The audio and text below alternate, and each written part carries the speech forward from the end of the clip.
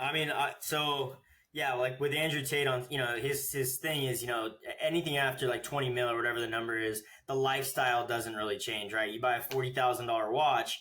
Well, once you're above 20 mil, it's like that $40,000 watch, like that's the nicest watch you could have gotten, and your lifestyle isn't getting, astronomically better above that amount. And I mean, I'm not at that level yet, but I would agree that, you hit certain plateaus, and, like, I always told myself when I was in high school, like, I want to make 100K, I want to make six figures, and then you make your first six figures, and then the next time you make six figures, you're kind of like, well, it doesn't really do it for me anymore, and that kind of quality of life didn't really change, even though, you take someone who's made 100 grand versus someone who's made 500 grand, right? You think there's a really big difference, but I haven't really seen it. As I've leveled up my income, that when I hit 100K, I felt like my life was really a whole lot different.